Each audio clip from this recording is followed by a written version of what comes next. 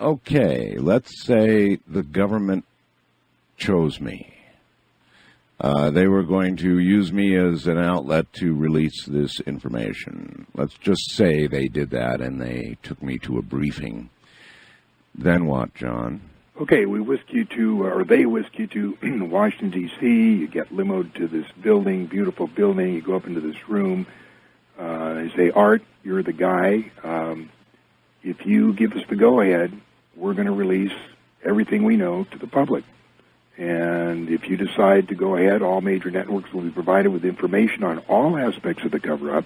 No type of information will be withheld because of the deal for immunity for all participants of the cover-up provides that nothing, no artifact, no piece of information be withheld.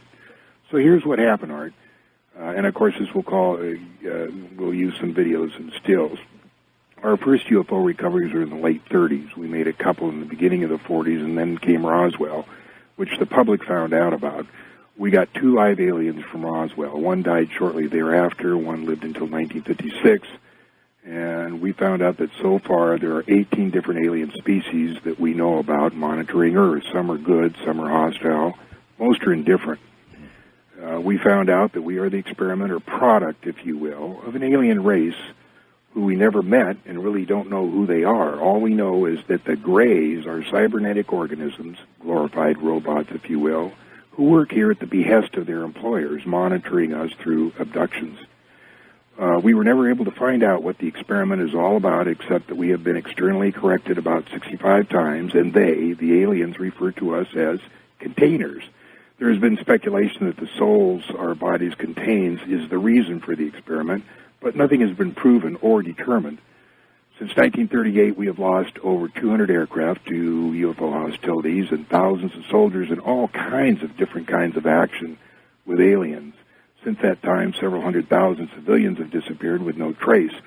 Several thousand were eliminated by us because of their chance encounters with aliens, which we could ill afford to have publicized.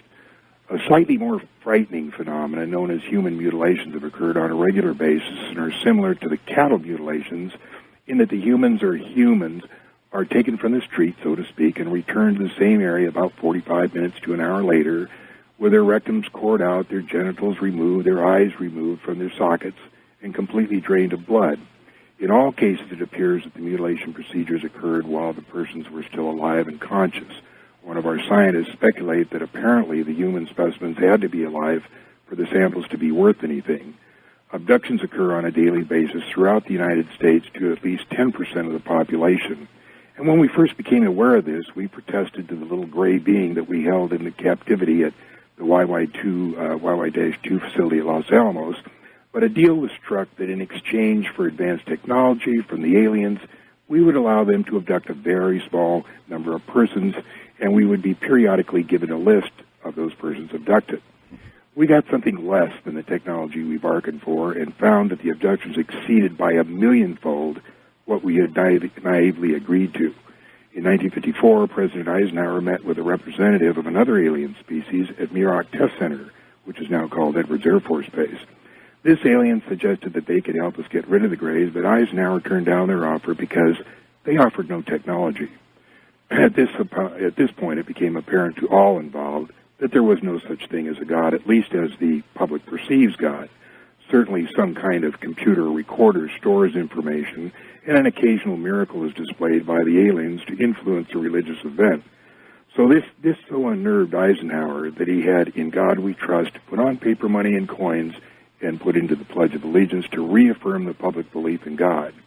Shortly after this, it was determined at meetings between the U.S. and Russians that the situation was serious enough that a Cold War should be manufactured as a ruse to divert attention of the public away from UFOs and towards some other scary threat, the H-bomb. Wow. It was also decided to keep the ruse secret from any elected or appointed official within both the U.S. and Russian government, as long as it took so long to vet these officials, and the ruse was easier to manage if the top people didn't know about it.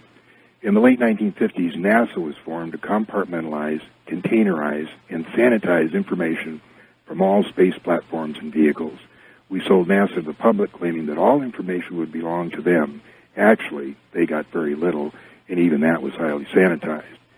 Our first efforts were to keep the public from learning about Venus, and that it's a similar planet to Earth, and that its population is very similar to us, but more technologically advanced. We have learned a lot from them. Starting with the Russian Venera 1 and U.S. Mariner 2, we made Venus look like a lead-melting volcanic surface spewing sulfuric acid into a pressurized atmosphere 90 times that of Earth. And was often the case we overdid it and wondered why no one ever asked how a parachute survived a descent into 800-degree air. We set up operations in Pine Gap, Australia to preclude any prying eyes trying to figure out what we were up to. We regularly eliminated, through extreme prejudice, anybody who was part of the operation and made the least little tiny threat about disclosure or satisfaction with the operation. Any space mission that included Mercury, Gemini, Apollo, Mariner, Voyager, Clementine, and all the rest, all data initially came transmitted to Pine Gap, and then it was relayed to JPL or wherever after the sanitizing. We had a little trouble with amateur radio operators, but we figured out when they figured out how they could intercept these signals, but we managed to deal with that. When the Russian threat began to fade, we introduced Vietnam, which kept the public occupied for over 10 years. The cover-up and the personnel to run the operation began to get bigger and bigger and required more and more money. We were enforced to inflate the defense budget, which soon was not enough. Then we got into the drug business, which was still not enough.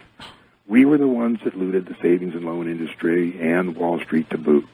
It is so out of control now, most people want immunity and want out. But there is so much secrecy and so many double and triple blinds in place that it is unlikely that this thing can ever be dismantled. And even if you give us the go-ahead to spill the beans to the public, it's unlikely they will get anything more than, yes, we recovered a flying saucer, and yes, there was an occupant, but that's all we're going to tell you. So go ahead and roll the tape for Mr. Bell. What you see here are the human mutilations look like. That one was a male about 27 years old. Now that film is of dead aliens being pulled from the wreckage of their craft that crashed in Atlanta, California in the 50s. That craft you see over there was over 250 feet in diameter and had to be buried on the spot. That site is in Utah near Dugway Proving Grounds. The object that you're looking at now is the Kecksburg acorn, which was brought to Wright Pat in the middle 60s. There's Frank Drake trying to force information out of a being tied down to that stretcher. He was supposedly from Tau Ceti. These pictures you're looking at now are the structures on the moon. That's the tower in Sinus Medai. It's over 7 miles tall. And that thing there is what we call the Colossus of Agurum in Mare Crisium. We don't know what it does, but the machine itself is bigger than Brooklyn, New York. Now, those are videos of the domes covering the craters. You can see that some are in a very advanced state of decay. Now, these are 5-second slides of the 18 different alien species we are looking at. That one there is the most gruesome looking. The guards at one facility are carefully indoctrinated over a period of several months, being shown pictures similar to, but not exactly like the alien. Only when they have been acclimatized, so to speak, of the horrible-looking beings are they allowed to stand in security positions. Before these acclimatations were done, we had 2 guards die of a heart attack as these aliens came down the hallway unexpectedly. And this last clip is of the Kennedy assassination. You've heard of the second gunman theory. Well, this is the second camera that recorded exactly what happened. We had 4 gunmen. And the bottom line was Kennedy had to go. He insisted on releasing what little alien information we had told him about, and he was trying to withdraw troops from Vietnam, which we were using as a diversion for the public. After the Kennedy, we never told any president anything. Nixon knew because he was briefed as VP in 1952. That's how he knew where to take Jackie Gleason to Homestead Air Force Base to see the alien bodies we had storage there. And that's about it. What say you, Art Bell? Can we brief the public, yay or nay? My first response would be, having heard even just a quarter of that information, if I really heard it from a legitimate government source, that I was about to be killed. I would assume I would be in mortal danger. I mean, it's just any portion of that information would get a person killed if they knew it, much less, it's just ludicrous, John. I would never be put in such a situation. I would never be at such a briefing because such a briefing is never and will never be made, ever. Okay, ever. well, Art, here's the deal, is people want to know, they say, I can take it. Tell me. I mean, the public can take it. Well, they can't. I agree with... Okay, now, wait a minute. Are you saying let's release it or not? You've been given this briefing. The government has decided, look, we're tired of covering this thing up. This assumes that I really believe they would release it, as opposed to killing me, right? No, they wouldn't kill you if they were giving you a briefing. They'd just say, here it is. Art. No, I mean, once I said no, yes or no, well, I suppose no. Once I said no, then I'd have to be killed, wouldn't I? Because other people have been killed. That was part of your briefing. Yeah, but they quit that in 1972. Up until 1972, there was 572 people eliminated from the program because they disagreed with the way it was going. But after that, they don't kill them anymore. What they do, I don't know. I have, suspicions of what they do, but why do you imagine? Don't bring that into the argument. Why do you imagine they let people like you on radio shows like this and saying these things? The government, the cover-up is so firmly in place now that it's not a threat to them. Doesn't matter. I mean, how many people are we talking? It doesn't matter. People listen to it and think it's interesting and go on their business. Well, that's true. My point is that if you knew the whole story, you wouldn't be pushing for disclosure. No, I wouldn't. Of course I would not. I believe that Brookings was accurate. In fact, I believe even more than that. I've spent all these years getting emails from talking to people in the Bible Belt.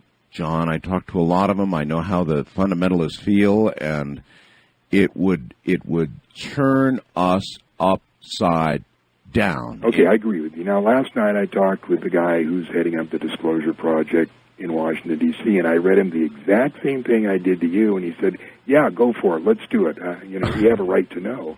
And I'm wondering, how could you possibly think like that? Yeah, how can he? I've asked the same questions. Really, I have. And you get a wonderful speech in return that also makes sense, and you get the patriotic angle. You get the, we're part of all that's happening, and we really do have a right to know about these profound issues. They're so profound that we have a right to know. And the argument sounds good. It really does sound good. But I also know what would happen if this information became... You're 100% right, and that's how I believe. And they bring up the argument, well, I'm tired of the government lying to us. Well, that's what governments do. That's what they're for. I mean, they lie to us continually. But on this particular issue, they're correct. You pretty firmly believe that what you just laid out there, it was a litany of horrors, to be sure, is pretty much accurate, John? You really think I didn't put all the bad stuff in there, but yeah. No? That's essentially what it is. I thought you were going over the top a little with the human mutilations. And why?